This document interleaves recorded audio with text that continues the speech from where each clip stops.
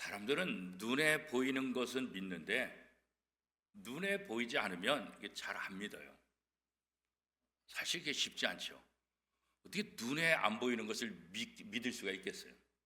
눈에 안 보인다는 것을 안 보이는 것을 눈에 안 보이는 것을 믿는다. 이것도 어떻게 보면 우스운 거죠. 예? 아니 눈에 보여야 믿지 눈에 안 보이는데 어떻게 믿냐? 우리가 이제 이런 생각을 할 수가 있잖아요, 그렇죠? 하나님을 믿는 사람도 마찬가지예요, 그렇죠? 하나님께서 이렇게 인간의 연약함을 너무나 잘 아시니까 눈에 보이지 않지만 이 눈에 보이지 않는 것을 믿을 수 있게 하는 방법이 뭘까? 그래서 하나님께서 우리에게 주신 것은 바로 계시죠. 이 계시라는 것은 뭐냐면 보이지 않는 감췄던 것을 보여주는 것. 그래서 우리가 커튼을 쳐가지고 우리가 뮤지컬을 가든지 뭐 어디 가면은 앞에 커튼이 딱 가려가지고 안에서 무슨 뭐 준비를 하는지 다 모르잖아요, 그렇죠? 또 뮤지컬을 시작할 때도 커튼이 이렇게 열리기 전까지는 뒷배경이 뭔지 궁금하잖아요, 그렇죠? 그러나 커튼이 쫙 열리면은 무대가 저렇구나 그런 거죠. 바로 계시라는 것은 뭐냐면 감췄던 것을 보여주는 것. 이게 바로 이제 계시예요. 그래서 하나님께서 하나님에 대해서 또 성경에 대해서 우리가 잘 모르니까 하나님께서 직접 우리에게 보여주시는 것, 그것을 갖다가 계시다 그렇게 말하는 거죠. 하나님께서 우리에게 보여주신 가장 탁월한 계시, 가장 최고의 계시는 뭐냐면 바로 예수님이야. 왜냐하면 하나님은 영이시잖아요. 하나님을 볼 수가 없잖아요, 그렇죠? 그래서 하나님을 보여달라 그러니까 예수님께서 뭐라고 했어요? 나를 본 사람은 하나님을 본 사람인데 왜 하나님을 보여달라 그러냐? 이렇게 이제 예수님께서 말씀하신 게 있잖아요. 왜 그러냐면 보이지 않는 하나님을 보이는 하나님으로 이 땅에 보내주셨는데 그게 바로 누구예요? 예수 그리스도예요. 보이지 않는 하나님을 보이는 인간의 몸을 입고 이 땅에 오신 하나님, 그 하나님을 우리는 예수님이다 이렇게 얘기하는 거예요. 그래서 이 땅의 최고 탁월한 계시는 바로 예수 그리스도다. 예수 그리스도를 통해서 하나님을 보여주시고 예수 그리스도를 통해서 하나님의 말씀을 우리에게 선포하신다. 그래서 제가 늘 강조하지만 이 교회의 역할은 뭐냐? 바로 하나님과 하나님의 나라를 보여주는 거다. 하나님과 하나님의 나라 믿지 않는 사람은 모르니까 우리 믿는 사람들이 하나님이 인간의 몸을 입고 이 땅에 오신 그 하나님을 우리는 예수님이라 그러고 그 예수님을 통해서 하나님을 알듯이 그 예수님을 우리 마음에 영접한 우리들이 하나님의 자녀이기 때문에 우리를 통해서 하나님을 믿지 않는 사람들에게 하나님과 하나님의 나라를 보여줄 책임이 있다. 이렇게 우리가 늘 얘기할 수 있잖아요, 그렇죠? 자, 하나님이 이렇게 우리에게 확신을 주기 위해서 하신 일이 뭘까? 또 다른 하나님의 또 다른 계시는 뭐냐면 바로 성령을 우리에게 보내주셨다는 거예요. 하나님은 예수를 믿어 거듭난 사람들에게 성령님을 보내셨다. 예수를 영접한 사람이 구원받았다는 그 증거로 하나님은 성령을 각 사람들 마음속에 주셨다. 그러니까 성령이 내 안에 있다는 말은 내가 구원받았다는 거고 내가 구원받았다는 것은 내 안에 성령님이 계시다. 이것과 동의어다. 이렇게 이제 성경은 우리에게 얘기하고 있지요. 그래서 하나님은 구원받은 거듭난 사람들에게 이 성령을 보내셔서 우리가 하나님의 자녀다. 하나님이 내 안에 계시다는 확신을 갖게 하시는 거예요. 자, 오늘 본문 요한일서 4장 13절 말씀 우리 한 목소리를 같이 읽겠습니다. 그의 성령을 우리에게 주심으로 우리가 그 안에 거하고 그가 우리 안에 거하시는 줄을 아느니라. 그죠? 성령을 우리에게 주심으로 우리가 하나님 안에 거하고 하나님이 우리 안에 거하시는 줄을 아느니라. 그죠? 그러니까 성령을 보내주신 목적은 우리 안에 하나님이 계시다는 것, 또 하나님이 우리 안에 거하신다는 것. 그렇잖아요, 그렇죠? 하나님이 내 안에 거하신다는 것을 증명하고 확실하게 알려주기 위해서 하나님은 성령을 우리에게 보내주셨다. 오늘 성경이 그렇게 이야기하고 있어요. 그래서 하나님의 자녀들은 성령의 인도하심을 따라 하나님의 말씀을 이해하는 거예요. 누가 하나님의 말씀을 이해할 수 있겠어요? 하나님의 말씀이 권위 있더라. 성경 그렇게 말하잖아요. 하나님의 말씀을 예수님이 잘 설명해 주지 않으면 이게 무슨 뜻인지 몰라요. 그러니까 예수님의 제자들도 3년 동안 가르침을 받았지만 뭔 소리인지 몰랐잖아요. 나중에 예수님이 부활하신다면서야 이게 그 말씀이구나 그렇게 깨달았잖아요. 그죠? 그러니까 우리 인간의 생각과 인간의 판단으로는 하나님의 말씀을 이해하기 어렵다고. 그런데 성령을 우리에게 보내주심으로 그 성령을 통해서 우리가 하나님의 말씀을 이해한다. 성령이 뭐예요? 하나님의 영. 하나님의 영 외에는 하나님을 알 자가 없다. 그렇게 말하잖아요. 그러니까 이 성령이 하나님의 영이기 때문에 하나님의 생각, 하나님의 뜻이 무엇인지를 우리에게 가장 잘 알려주는 것, 그게 바로 성령님이다. 이렇게 성경은 우리에게 얘기하고 있는 거죠. 그래서 이 성령님을 통해서 하나님의 말씀을 우리가 이해하게 되고 하나님이 내 안에 계시다는 것을 다시 한번 확신할 수 있도록 도와주고, 그러기 위해서 하나님은 우리에게 성령을 보내주셨다. 이렇게 말씀하고 있는 거예요. 그러니까 성령은 하나님의 자녀들을 위해서 하나님이 베푸신 자비, 하나님이 베푸신 긍휼, 하나님이 베푸신 모든 사랑들, 그래서 이 하나님이 얼마나 우리를 사랑하시는가 그것을 깨닫게 하는 그런 역할도 하신다. 그런 거죠. 과거에 하나님에 대해서 무관심했거나 하나님이 어디 계셔? 하나님을 몰랐거나 아니면 하나님에 대해서 적대감을 가졌던 사람이라 할지라도 성령이 내 속에 들어오게 되면 하나님이 계시는구나. 하나님이 이런 분이구나. 하나님이 지금 내 안에 계시고 내가 하나님의 자녀가 된 것이구나. 이런 것을 깨닫게 해주는 것이 바로 성령의 도우십니다. 그런 거예요. 그래서 하나님을 더 깊이 살아. 성령이 내 안에 계심을 통해서 하나님이 누군지 아니까 하나님을 더 깊이 사랑하게 되고 하나님의 말씀에 순종하는 삶도 우리가 살게 되는 거죠. 자, 14절 15절 우리 한 목소리를 같이 한번 읽겠습니다. 시작. 아버지가 아들을 세상의 구주로 보내신 것을 우리가 보았고 또 증언하노니 누구든지 예수를 하나님의 아들이라 시인하면 하나님이 그의 안에 거하시고 그도 하나님 안에 거하느니라. 하나님이 내 안에 거하시고 나도 하나님 안에 거한다. 이것은 요한계시록 3장 20절에도 말씀하고 있잖아요. 볼지어다 내가 문 밖에 서서 두드리니 누구든지 내 음성을 듣고 문을 열면 내가 그에게로 들어가 그는 나로 더불어 먹고 나는 그로 더불어 먹으리라. 예수님과 내가 하나가 된다. 그렇게 요한계시록 3장 20절에도 말씀하고 있잖아요. 우리나라 초기 선교 역사 가운데 전도하는 그리스도인으로서 아주 유명한 분이 계세요. 그분의 이름은 고찬익 장로님이에요. 지금의 연동교회 초대 장로님이십니다. 이 고찬익 장로님은 예수를 믿기 전에는 술꾼이에요. 그리고 사기꾼이에요. 사기꾼이고 술꾼이라고. 그는 인생을 비관하며 자살 시도를 하는 등 아주 비참한 인생을 살았어요. 그러던 어느 날 연동교회 게일 선교사가 연동교회에 심호하실 때 그 게일 선교사의 전도를 받게 돼요. 그리고 자기의 인생이 변하기 시작하는 거예요. 어느 날 이 고찬익 장로가 꿈을 꿨는데 꿈속에서 하나님의 음성을 들은 거예요. 너는 내 아들이라. 이런 음성을 들었어요. 깜짝 놀랐어요. 사기꾼이고 술꾼이고 내 인생은 너무나 비참해서 자살까지 시도할 수밖에 없는 그런, 어떻게 말하면 정말 개차반의 삶을 사는 그런 사람인데, 그런데 꿈속에서 하나님이 너는 내 아들이다 그런 거예요. 얼마나 놀랐겠어요. 그렇죠? 이 꿈을 꾼 이후에 사기꾼, 술꾼 이거 다 벗어버린 거예요. 사기꾼으로 살았던 삶, 술꾼으로 살았던 삶, 이 과거를 다 청산하고 이제 게일 선교사를 통해서 신앙생활을 시작해요.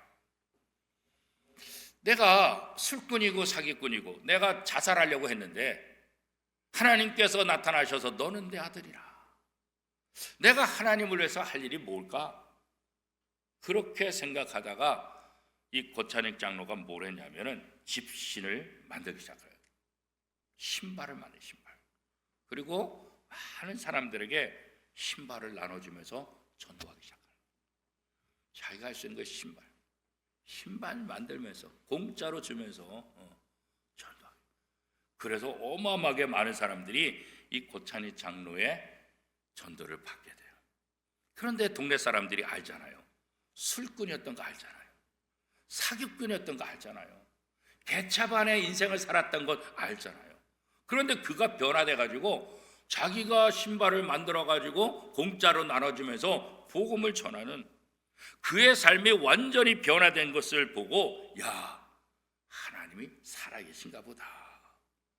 그래서 이 고찬희 장로를 통해서 많은 사람들이 예수를 영접하고 하나님께로 돌아온 역사가 일어나게 됐다.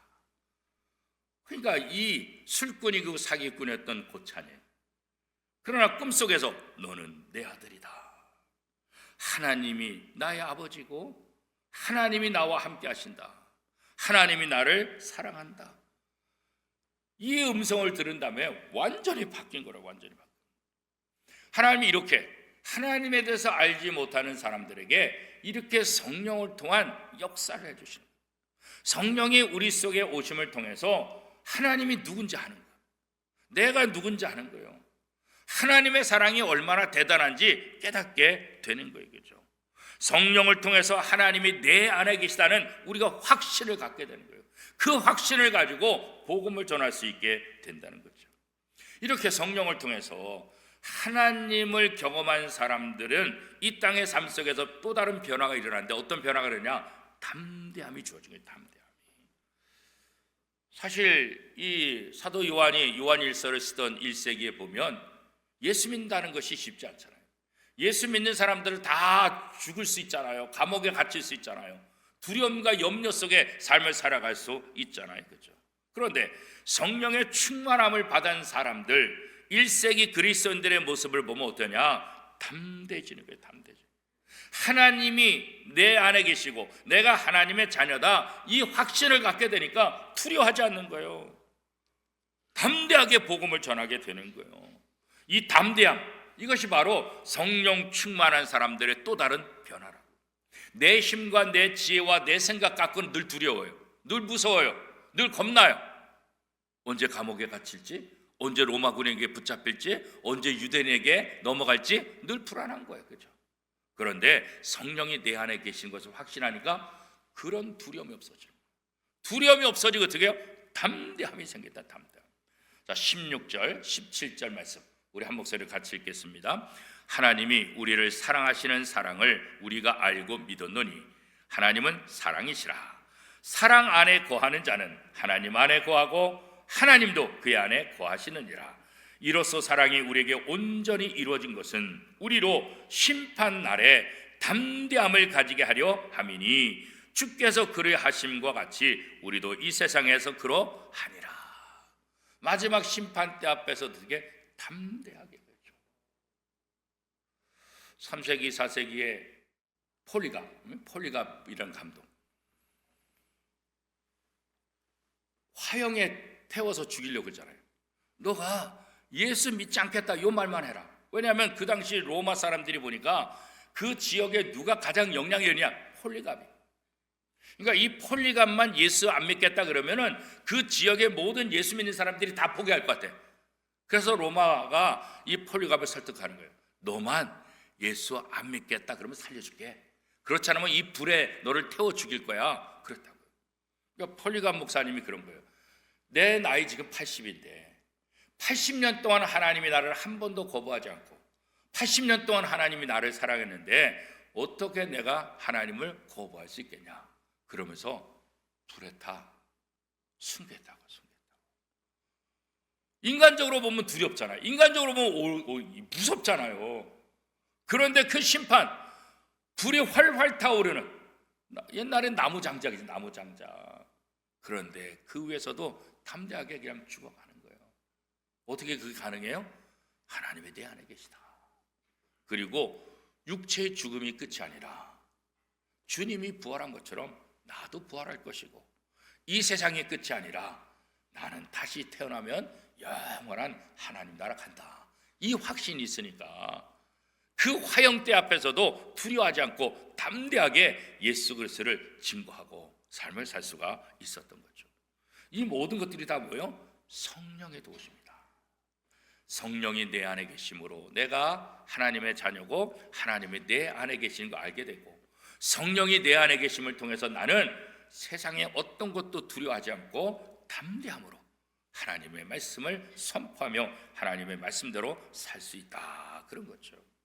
하나님은 우리를 하나님과의 교제 안으로 부르실 뿐만 아니라 하나님과 가까워지면 가까워질수록 이 세상에 살 때도 어떻게 해요? 담대하게 설 수 있도록, 어떤 상황 속에서 두려워하지 않고 어떤 상황 속에서 나약하지 않고 담대한 사람이 되도록. 예수님 바깥에 있을 때 우리는 두렵고 불안하고 근심과 걱정이 많았잖아요, 그죠? 그런데 성령이 내 안에 들어오시니까 두려움이 사라진 거예요. 그리고 담대함이 있게 된다. 18절 말씀 같이 한번 읽겠습니다. 사랑 안에 두려움이 없고 온전한 사랑이 두려움을 내쫓나니 두려움에는 형벌이 있습니다. 두려워하는 자는 사랑 안에서 온전히 이루지 못하였느니라. 사랑 안에 두려움이 없고 온전한 사랑이 두려움을 내쫓나니.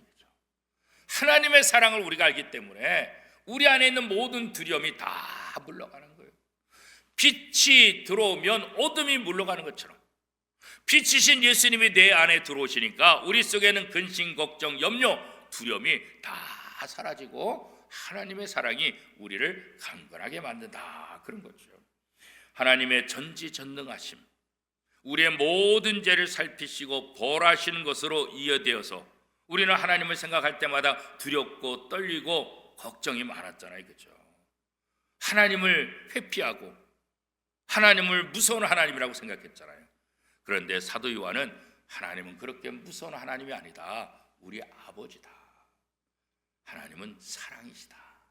그 하나님의 사랑이 우리를 새롭게 만들었다, 그렇게 말씀하고 있는 거죠. 그래서 성령이 내 안에 들어옴을 통해서 하나님이 내 안에 계심을 믿고, 더 나아가서 뭐예요? 그 하나님이 나의 아버지다, 나는 하나님의 자녀다, 그런 확신을 갖게 됩니다. 그래서 우리가 기도할 때 하나님을 뭐라고 불러요? 아버지. 그래, 아버지. 기도할 때 하나님 아버지 그렇게 얘기했잖아요. 하나님 삼촌 그렇게 말하지 않잖아요, 그죠? 삼촌한테 얘기하는 거고 아버지한테 얘기하는 거고 전혀 다르죠. 하나님 우리 아버지시다. 내가 하나님의 아들이기 때문에 누가 자식에게 생선을 달라 하면 뱀을 줄 사람이 있냐, 그죠? 떡을 달라 하면 돌을 줄 사람이 있냐, 그죠? 악한 아버지라도 더 좋은 것을 줄 줄 알거든. 하나님은 우리 하나님, 우리 아버지. 그래서 우리가 하나님 앞에 기도할 때 하나님은 가장 좋은 것으로 우리에게 베풀어 주신다, 이 확신을 우리가 갖게 되는 거죠. 그런데 이렇게 하나님과의 관계, 하나님이 나의 하나님이고 내가 하나님의 자녀라는 이런 관계가 형성이 되면 우리 안에 어떤 결과가 나타나냐면 다른 사람에 대해서 사랑한 마음을 갖게 돼요. 아까 고찬희 장로가 정말 술꾼이고 사기꾼이고 자살할 수밖에 없는 그런 비참한 인생을 살았는데 너는 내 아들이다, 이 음성 듣고 자기가 하나님의 사랑을 받았으니까 이제는 다른 사람들에게 그 사랑을 나눠주기 시작했다. 그래서 그리스도인의 삶이 바로 그런 거예요. 하나님의 사랑을 우리가 받았다고 생각하게 되면 어떻게 해요? 나도 대가 없이 내가 받은 사랑을 나누는 삶을 살게 되는 거예요. 그래서 하나님과의 관계가 잘 형성된 사람들은 이웃들과의 관계도 아름다운 관계를 맺어요. 하나님과의 관계는 참 좋은데 다른 사람들과의 인간관계는 안 좋다, 이건 잘못된 거예요. 그건 잘못된 거예요. 하나님과의 관계를 잘 맺은 사람은 이웃과의 관계도 잘 사는 거예요. 하나님만 사랑하는 것이 아니라 이웃과의 사랑도 하나님의 사랑에 포함되는 거예요. 하나님 사랑, 이웃 사랑, 이것이 하나지 하나님 사랑 따로 이웃 사랑 따로 그렇게 안 돼 있어요. 하나님을 사랑하고 내 이웃을 사랑, 이게 하나라고. 그래서 오늘 사도 요한은 하나님과의 관계를 잘 맺는 사람들은 이웃과의 관계도 사랑으로 잘 베풀고 사랑의 관계를 잘 맺는다, 그런 거예요. 사실 그 전까지 성령이 내 안에 오시기 전까지는 다른 사람을 보면 어떻게 해요? 비교하잖아요. 다른 사람을 보고 아유 내가 더 낫다 우월감을 가질 수 있잖아요. 아유 저 사람 보면 나는 아무것도 아니다 열등감을 가질 수 있죠. 그러니까 하나님을 믿기 전에는 인간관계가 어떻게 해요? 우월감을 갖든지 열등감을 갖든지, 우월감을 가지면서 교만해지고 열등감을 가지면서 좌절하고 자포자기하고. 그런데 예수 그리스도를 영접하고 성령을 우리 안에 모시게 되면 어떻게 돼요? 그런 우월감이 겸손함으로 바뀌고 이런 열등감이 다시 어떻게 해요? 하나님이 나를 사랑하는 자존감을 회복하는 거예요.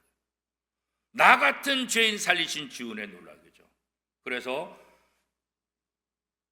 우월감을 가졌던 사람은 예수를 믿음으로 겸손해지고, 열등감을 가졌던 사람들은 하나님의 사랑을 통해서 자존감을 회복하고, 그럼을 통해서 이웃과의 관계를 넉넉하게 사랑의 관계로 잘 이끌어갈 수 있다 그런 거죠. 그래서 하나님을 잘 믿는 사람들은 이웃들과의 관계를 무서워하지 않아요. 두려워하지 않아요. 하나님을 몰랐을 때는 하나님이 두려운 존재였는데 하나님을 알게 되니까 하나님이 두려운 존재가 아니라 오 하나님 우리 아버지시네 그런 것처럼 하나님 아버지의 사랑을 경험한 사람은 이웃들과 관계가 더 부드러워지고 더 좋은 관계로 연결이 될 수 있다 그런 거예요. 그래서 하나님이 우리에게 주신 사랑은 모든 두려움을 물리치는 담대함을 우리에게 주신다 그런 거죠.